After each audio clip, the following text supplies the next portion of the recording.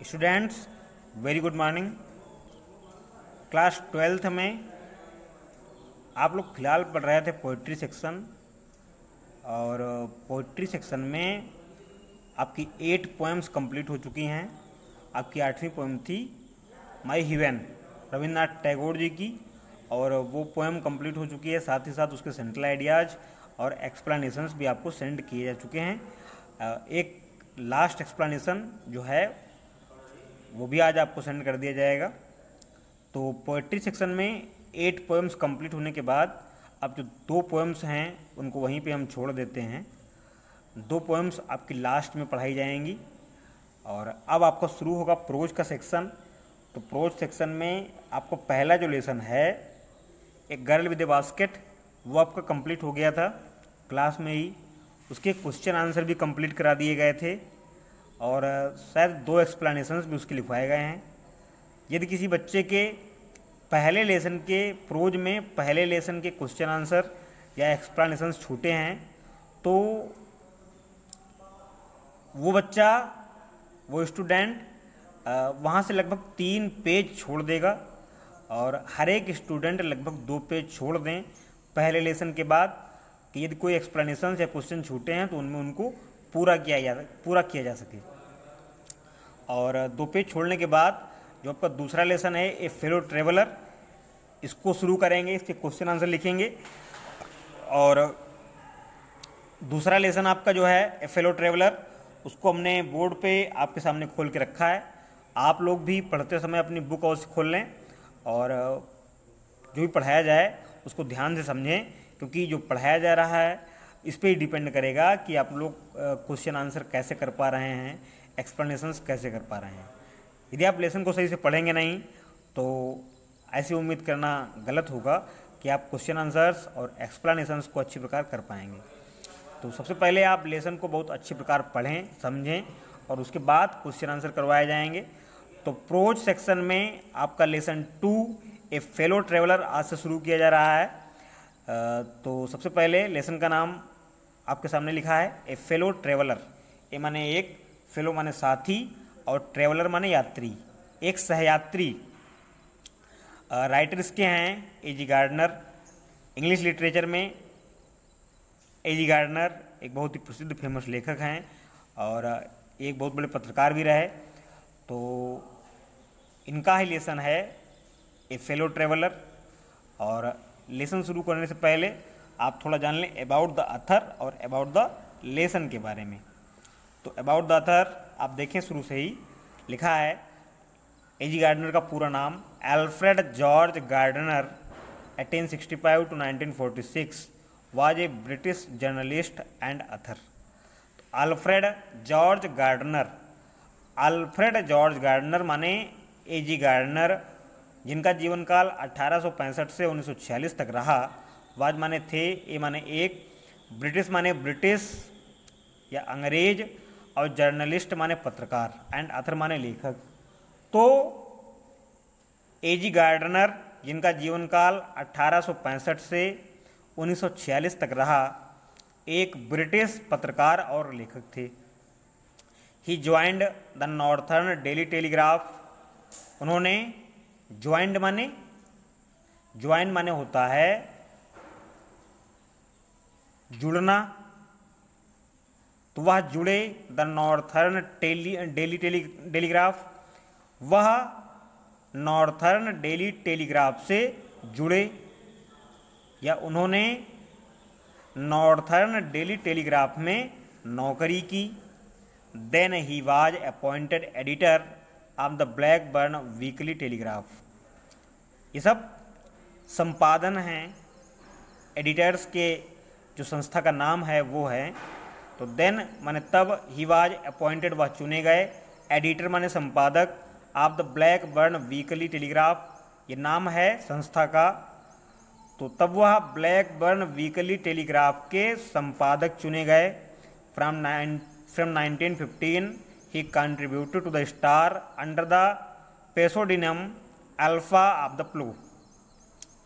तो फ्रॉम 1915 से ही कंट्रीब्यूटेड टू द स्टार, उन्होंने द स्टार संस्था को सहयोग सहयोग दिया under the pseudonym Alpha of the Plough, एक छद्म नाम से, और उनका छद्म नाम था अल्फा ऑफ द प्लू। छद्म नाम माने एक गुमराह करने वाला नाम, मतलब एक छद्म नाम, एक ऐसा नाम जो आपका प्रचलित ना हो। तो फ्रॉम 1915 ही कंट्रीब्यूटेड टू द स्टार, तो 1915 से उन्होंने द स्टार संस्था को समर्थन सहयोग देना शुरू किया, और एक छद्म नाम से, और छद्म नाम था Alpha of the Plough. He was asked to choose the name of a star as a pseudonym, तो उनसे कहा गया कि एक छद्म नाम के रूप में वो किसी स्टार या जो हीरो होते हैं, नायक होते हैं, उनका नाम चुन लें। और he choose the name of the brightest alpha star in the constellation the Plough, और उन्होंने अपने छद्म नाम के रूप में नाम चुना the Alpha of the Plough. His articles teach the basic truths of life in an amazing manner. His articles माने उनके लेख, टीच माने सिखाते हैं, द बेसिक ट्रूथ आधारभूत सत्य, ऑफ लाइफ माने जीवन का, इन एन अमेजिंग मैनर बहुत ही रुचिपूर्ण ढंग से। तो उनके लेख बहुत ही रुचिपूर्ण ढंग से जीवन के बेसिक आधारभूत सत्य के बारे में सिखाते हैं। और आगे लिखा है, he was also chairman of the national anti sweating league, वह नेशनल एंटी स्वेटिंग लीग के अध्यक्ष भी थे। He was an advocacy group, it was an advocacy group which campaigned for a minimum ways in industry. It was an advocacy group, या एक वकालत से संबंधित समूह था, विच कैंपेन्ड माने अभियान चलाया, जिसने अभियान चलाया फॉर ए मिनिमम वेज, न्यूनतम तनख्वाह के लिए, इन इंडस्ट्री माने इंडस्ट्री में। तो यह एक वकालत से संबंधित समूह था जिसने न्यूनतम तनख्वाह के लिए एक अभियान चलाया, आंदोलन चलाया। और आगे लिखा है, हिज वर्क्स, उनके कौन कौन से रचनाएं हैं एजी गार्डनर के, उनके बारे में जान लें आप। एसेज हैं पेबल्स ऑन द शोर पहला, leaves in the wind, windfalls, many furrows. और कैरेक्टर स्केच हैं life of George Cadbury, book of sir John, life of sir William Harcourt, prophets, priest and kings, pillars of society. तो students, ये इनके works हैं, इनकी लेखनियाँ हैं, इनकी रचनाएं हैं। और फिलहाल हमने जाना एजी गार्डनर जी के बारे में। तो आप लोगों ने जाना कि इनका जन्म 1865 में हुआ था, मृत्यु इनकी हुई 1946 में। एक ब्रिटिश लेखक थे, और लेखक के अलावा ये एक बहुत फेमस पत्रकार भी रहे, और जो एक संस्था थी नेशनल एंटी स्वेटिंग लीग, उसके चेयरमैन भी रहे। इतना आपके लिए काफ़ी है। जब आप रेफरेंस कॉन्टेक्स्ट लिखेंगे तो आप लिख सकते हैं एजी गार्डनर का नाम लिखने के बाद, he was a famous journalist also, he was a famous journalist also, and he was also the chairman of the national anti sweating league। और स्टूडेंट्स, एजी गार्डनर यानी अबाउट द ऑथर के बारे में जानने के बाद अब आप जानें अबाउट द लेसन। तो पहले जो बुक में आपका अबाउट द लेसन है, पहले आप इसे ही पढ़ लें, और फिर ओरली हम आपको बताएंगे कि वास्तव में लेसन में क्या समझाया जाएगा, आपको समझाया जा रहा है। तो लिखा है, a fellow traveller is a fine example of gardener's grand ability to show warm relation of many creatures with man। a fellow traveler यानी लेसन का नाम है, इज माने है, ए फाइन माने बेहतरीन, एग्जाम्पल माने उदाहरण, ऑफ गार्डनर्स माने गार्डनर का, ग्रांड माने महान, एबिलिटी माने योग्यता, टू शो माने दर्शाने के लिए, वार्म रिलेशनशिप, वार्म माने महत्वपूर्ण, रिलेशंस माने संबंध, आप टिनी क्रीचर्स माने छोटे छोटे जीवों का, विद मैन माने मनुष्य के साथ। तो a fellow traveller is a fine example of Gardiner's grand ability to show warm relation of tiny creatures with man. तो एजी गार्डनर जी का ऐसे ए फेलो ट्रेवलर एक बहुत अच्छा उदाहरण है मनुष्य का छोटे जीवों के साथ संबंध को दर्शाने के लिए। This article appeared in leaves in the wind. This article माने यह लेख, अपीयर्ड माने दिखाई पड़ता था, यानी दिखाई पड़ा, in leaves in the wind, जो उनका कंप्लीट ऐसे है लीव्स इन द वाइंड, उसमें यानी यह ऐसे या यह जो लेसन है, लेख है, ये उनके ऐसे लीव्स इन द वाइंड का एक छोटा सा अंश है इन 1920, जो 1920 में लिखा गया था। तो ए फेलो ट्रेवलर जो लेसन आपका सामने है वो उनके ऐसे लीव्स इन द वाइंड का एक छोटा सा भाग है जो 1920 में लिखा गया था। The narrator was travelling in A train. अब कहानी की समरी, लेसन की समरी आपको बताई जा रही है। The narrator was travelling in A train. लेखक एक ट्रेन में यात्रा कर रहा था। ड्यूरिंग हिज जर्नी, अपनी यात्रा के दौरान ही डेवलप्ड, ही माने उसने, डेवलप्ड माने विकसित कर ली, वार्म रिलेशंस, वार्म माने मजबूत, रिलेशंस माने संबंध, with his only fellow traveller, अपने एकमात्र सहयात्री के साथ, विच वाज नन अदर, जो और कोई नहीं था, देन ए मॉस्क्यूटो माने एक मच्छर के अतिरिक्त। तो narrator was travelling in A train, लेखक एक रेलगाड़ी में यात्रा कर रहा था और अपनी यात्रा के दौरान उसने मजबूत संबंध बना लिए, मजबूत संबंध स्थापित कर लिए अपने एक सहयात्री के साथ, जो कि एक मच्छर था, या जो कि एक मच्छर के अतिरिक्त और कोई नहीं था। The narration throws light that there can be cordial relations between different creatures of nature. The narration माने लेख, थ्रोज लाइट, इस बात पर प्रकाश डालता है, तो लेख यानी पाठ इस बात पर प्रकाश डालता है, that there can be cordial relations between different creatures of nature, कि देयर कैन बी माने हो सकते हैं, कॉर्डियल माने मजबूत, रिलेशंस माने संबंध, between different creatures of nature माने प्रकृति के विभिन्न जीवों के मध्य। तो लेख या पाठ इस बात पर प्रकाश डालता है कि प्रकृति में जो विभिन्न जातियां हैं, विभिन्न जीव हैं, उनके मध्य मजबूत संबंध हो सकते हैं या हृदय स्पर्शी संबंध हो सकते हैं। कॉर्डियल माने मजबूत या हृदय संबंधित। दे आर फेलो मॉर्टल्स, दे माने वे, आर माने हैं, फेलो माने सह, और मॉर्टल्स माने मरणशील प्राणी। वे साथ में, एक साथ में मर जाने वाले प्राणी हैं, अर्थात धरती पर उपस्थित प्रत्येक जीव मरणशील है, उसको एक ना एक दिन निश्चित रूप से मरना है। तो दे आर फिलोमार्टल्स, तो वे साथ में जीने वाले नश्वर प्राणी हैं। और आगे लिखा है, this lesson highlights the motto live and let live.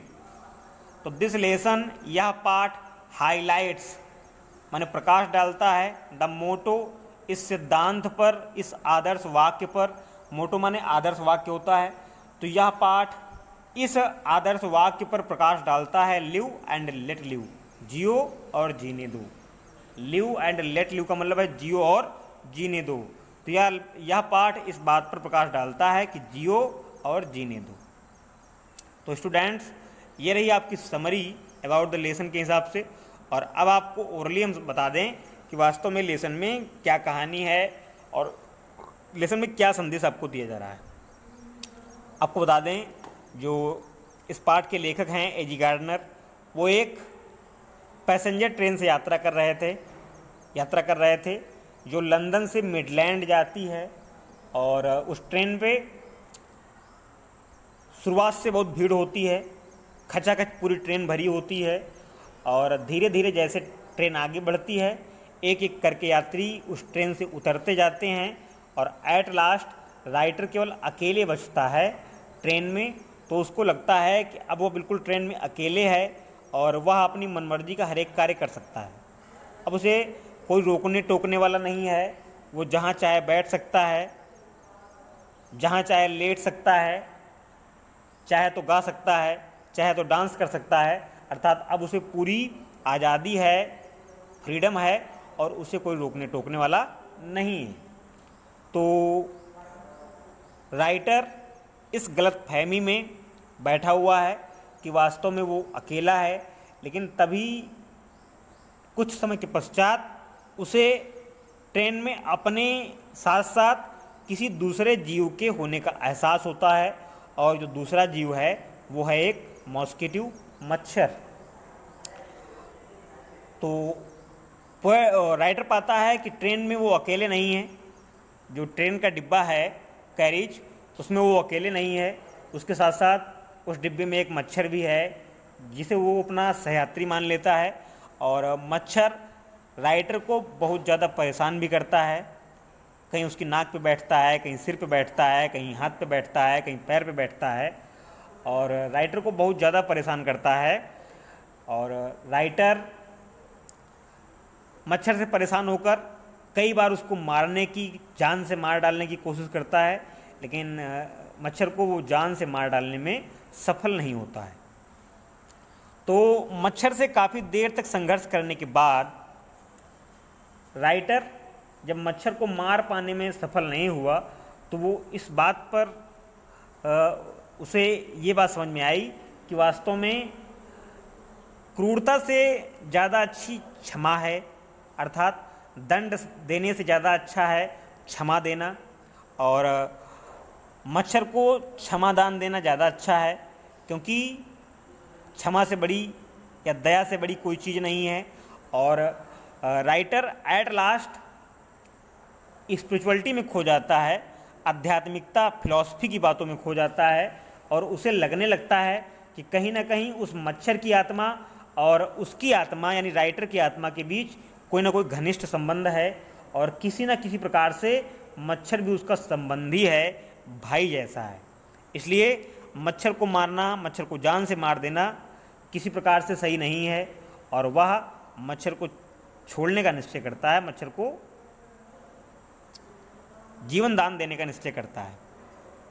और एट लास्ट राइटर हमें ये समझाने का प्रयास करता है कि वास्तव में संसार में जितने भी जीव हैं वो घनिष्ठ रूप से एक दूसरे से जुड़े हुए हैं, उनकी आत्मा का दूसरे की आत्मा से घनिष्ठ रूप से एक संबंध है, और यदि समझा जाए तो प्रत्येक जीव अपने आप में विशिष्ट है, हर एक जीव का कुछ न कुछ महत्वपूर्ण कार्य है, और कोई भी जीव कतई तुच्छ नहीं है, अपनी जगह पे उसकी अपनी वैल्यू है। और राइटर ये भी समझाता है कि हमें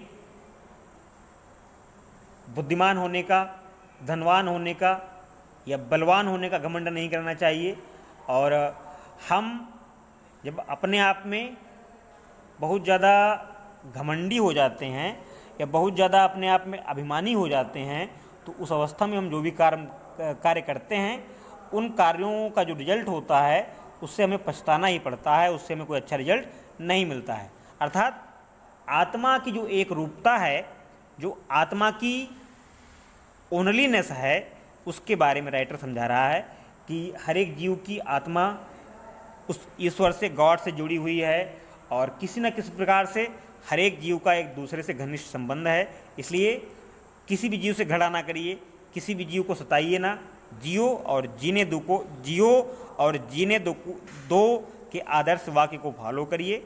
ये है इस लेसन की ओरल समरी। और स्टूडेंट्स अब आपका टेक्स्ट शुरू करते हैं। टेक्स्ट शुरू करने से पहले आपको एक बात और बता दें कि हमने आपको पहले ही बता दिया है कि प्रोज सेक्शन में जो पहला लेसन आपका था एक गर्ल विद ए बास्केट वो कंप्लीट लगभग हो चुका है। जिन बच्चों के क्वेश्चन आंसर छूटे हों या एक्सप्लेनेशंस छूटे हों वो कम से कम 2 से 3 पेज छोड़ देंगे, और स्कूल खुलने की स्थिति में अगर कुछ छूटा होगा तो उसे पूरा कराया जाएगा। फिलहाल आपका लेसन 2 शुरू किया जा रहा है, और इसको पढ़ाने के बाद इसकी क्वेश्चन आंसर साथ ही साथ एक्सप्लेनेशंस भी करवाए जाएंगे। और हर एक बच्चा लगभग 2 पेज छोड़ दे, पहले लेसन के बाद 2 पेज छोड़ के आप आगे लिखेंगे, और इसको ध्यान से पढ़ेंगे तभी इसके क्वेश्चन आंसर्स और एक्सप्लेनेशंस अच्छे से कर पाएंगे। तो स्टूडेंट्स अब शुरू करते हैं इसका टेक्स्ट, और लगभग एक पैसेज तो आपको पढ़ाई दिया जाए आज शुरुआत के पहले दिन में प्रोज के सेक्शन में। तो स्टूडेंट्स, लेसन 2 ए फेलो ट्रेवलर टेक्स्ट आपको शुरू होता है।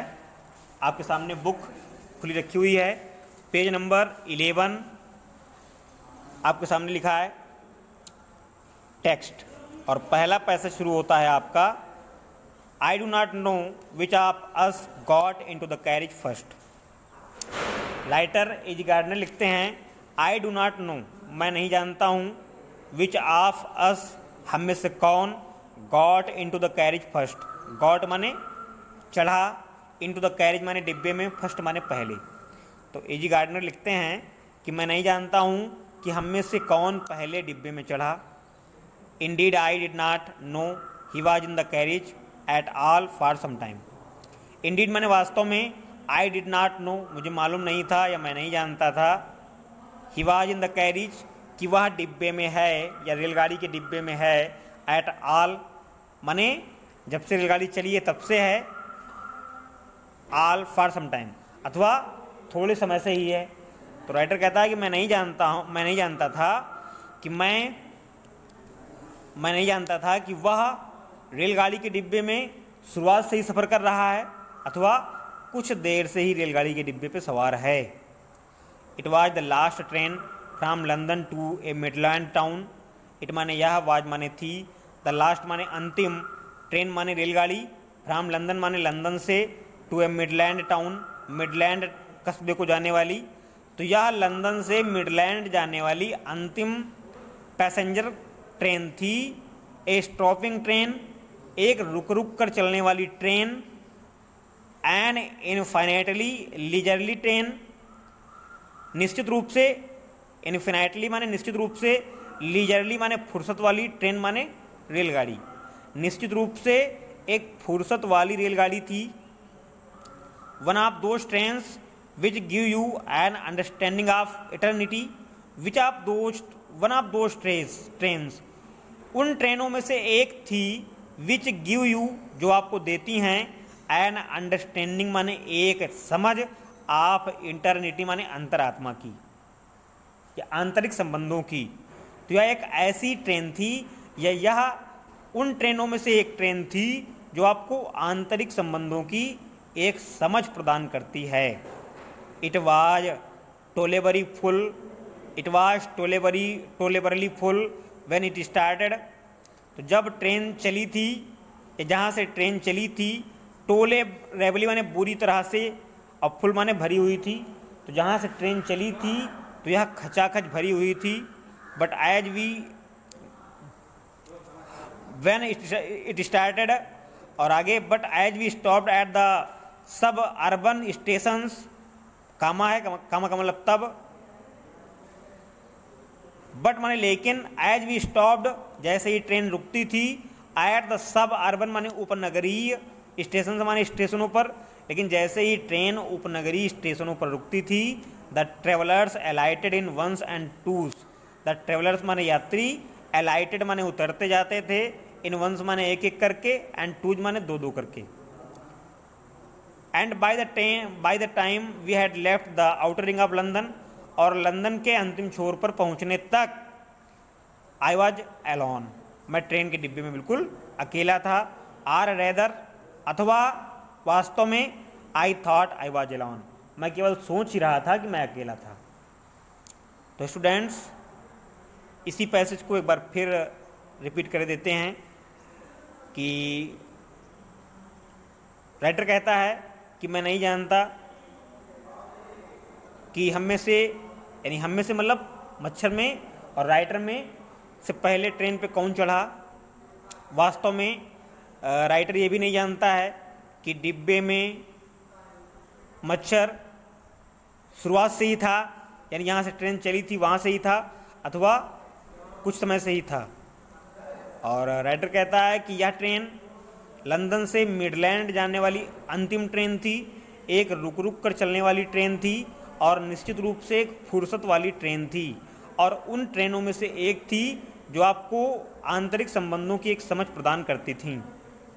और यह ट्रेन शुरू में बिल्कुल खचाखच भरी होती थी जब लंदन से शुरू स्टार्ट होती थी, और जैसे ही या उपनगरीय स्टेशनों पर रुकती थी तो एक एक या दो दो करके यात्री इससे उतरते जाते थे और लंदन के अंतिम छोर पर पहुंचने तक, यानी वो लंदन को क्रॉस करने वाले थे, तब तक कहता है राइटर कि डिब्बा पूरी तरह से खाली हो चुका था और मैं अकेला था, अथवा मैं केवल सोच ही रहा था कि मैं अकेला था।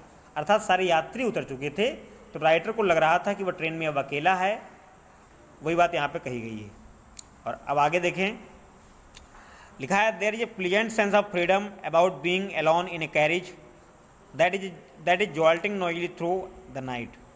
देयर माने वहाँ, इज माने है, ए माने एक, प्लीजेंट माने सुखद, सेंस माने भाव, आप फ्रीडम माने आज़ादी का, अबाउट बीइंग अलोन अकेले होने का, इन ए कैरिज माने ट्रेन के डिब्बे में, दैट इज जॉल्टिंग नॉइजली जो शोर करके झटके देते हुए चल रही है, थ्रू द नाइट माने पूरी रात भर।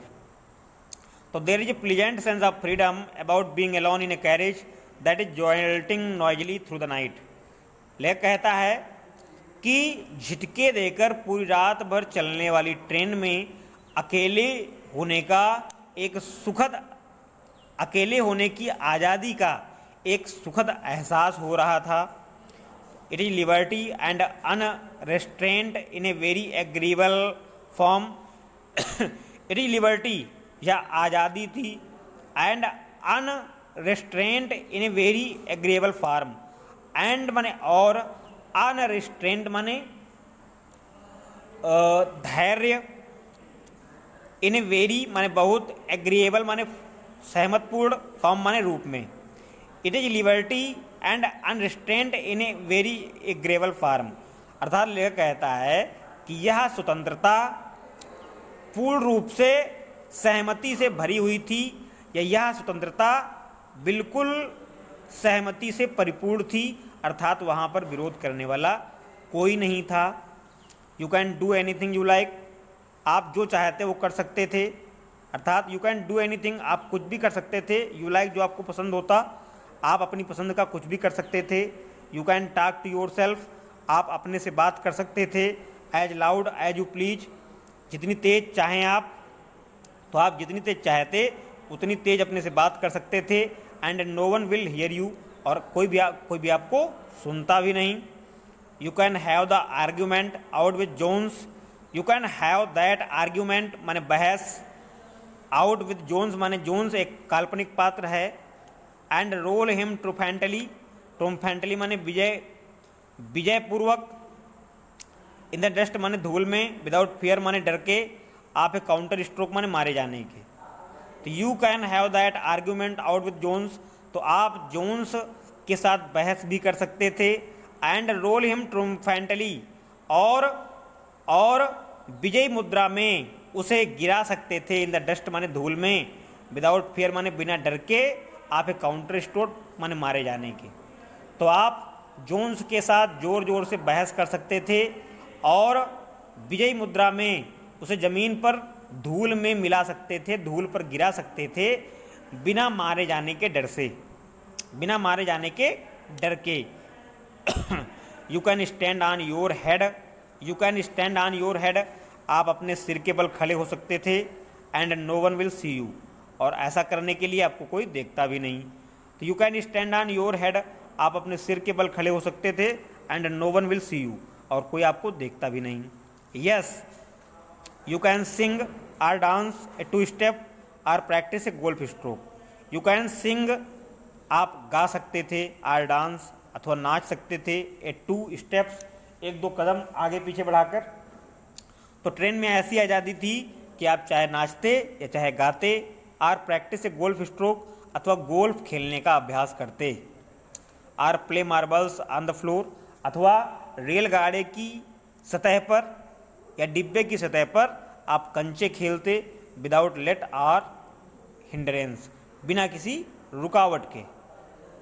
तो बिना किसी रुकावट के आप चाहे रेलगाड़ी की सतह पर, डिब्बे पर, फर्श पर आप कंचे खेलते। और आगे लिखा है you can open the window or set it without provoking a protest. You can open the window, आप खिड़की खोल सकते हैं, आर सेट अथवा बंद कर सकते हैं, विदाउट प्रोवोकिंग ए प्रोटेस्ट, बिना विरोध का सामना किए हुए। तो आप अपने डिब्बे की खिड़की को बंद कर सकते हैं, खोल सकते हैं बिना विरोध का सामना किए। अर्थात आप अपनी डिब्बे की खिड़की को चाहे खोलें चाहे बंद करें, आपका विरोध करने वाला कोई नहीं है। You can open both windows or shut both, आप चाहे तो दोनों खिड़कियां खोल सकते हैं अथवा दोनों बंद कर सकते हैं। Indeed you can go on opening them and shutting them, और वास्तव में आप चाहें तो उन्हें लगातार खोलते रहें और बंद करते रहें। As a sort of festival of freedom, आज़ादी के एक त्यौहार के रूप में इसे लेते हुए, तो यदि आप चाहें तो आज़ादी के त्यौहार को समझते हुए या आज़ादी का समय समझते हुए आप खिड़कियों को लगातार खोलते हुए और बंद करते हुए जारी रख सकते थे। You can have any corner you choose, आप चाहे जिस कोने में बैठ सकते थे। And try all of them in turn, और बारी बारी से एक एक कोना बदल सकते थे। You can lie at full length on the cousins, you can लाई आप लेट सकते हैं, ए फुल लेंथ माने पूरे पैर फैलाकर, ऑन द कजिन्स माने गद्दों पर, आप रेलगाड़ी में पड़े हुए गद्दों पर पूरे पैर फैलाकर लेट सकते थे। And enjoy the luxury of breaking the regulations, और आनंद उठा सकते थे तोड़ने का रेगुलेशंस माने नियम। आप रेलगाड़ी में पड़े हुए गद्दों पर पैर फैलाकर लेट सकते थे और नियमों को तोड़ने का आनंद उठा सकते थे। And possibly the heart of TORA herself, और संभवतः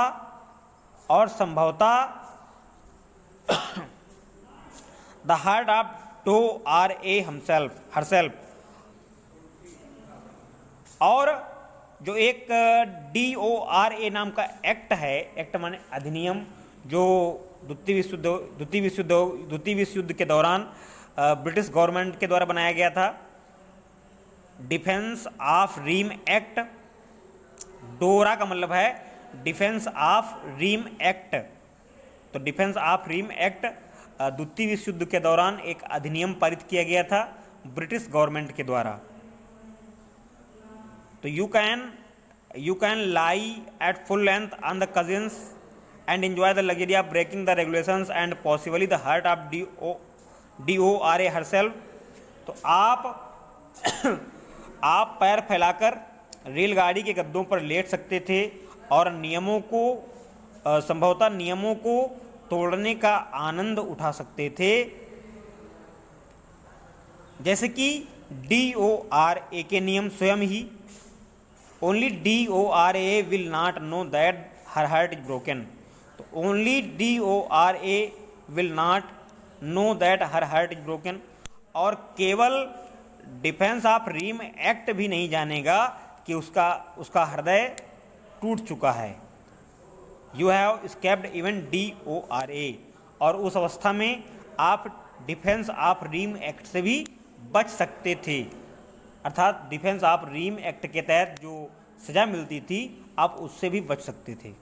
तो स्टूडेंट्स, DORA का मतलब आपको हम समझा दें। पेज नंबर 14 पे आप लोग देखें, लिखा हुआ है DORA, अर्थात DORA होता क्या है तो आप ये जानें। लिखा है the defence of the realm act, the defence of the realm act, इसकी फुल फॉर्म है जोकलरली कॉल्ड डोरा, जिसे शार्ट भाषा में डोरा कहा जाता है। एन एक्ट एक अधिनियम है विच प्रोवाइडेड द ब्रिटिश गवर्नमेंट, जिसे ब्रिटिश गवर्नमेंट ने लागू किया था ड्यूरिंग द ग्रेट वार, विश्व युद्ध के दौरान 1914 से 18 तक, विद वाइड पावर माने ढेर सारी शक्ति के साथ। तो DORA का फुल फॉर्म है defence of the realm act. इसे प्रथम विश्व युद्ध के दौरान ब्रिटिश गवर्नमेंट ने ढेर सारी शक्तियां प्रदान करते हुए लागू किया था। तो स्टूडेंट्स, ये आपका रहा आज पहला पैसेज। आशा करते हैं कि आपको पहला पैसेज अच्छी प्रकार समझ में आया होगा। यदि कोई समस्या आपको रह जाती है तो आप अपनी बुक में जो मीनिंग्स दी हुई हैं उनमें कंफर्म कर सकते हैं, और यदि फिर भी समस्या रहती है तो आप कमेंट करें, हम आपकी समस्या को दूर करने का प्रयास करेंगे। फिलहाल आज की वीडियो में इतना ही, और नेक्स्ट वीडियो में इसके आगे समझाया जाएगा, और आप लोग इसे रिवीजन करते रहें, अच्छी प्रकार समझते रहें। आप लोग स्वस्थ रहें, प्रसन्न रहें। थैंक यू, धन्यवाद।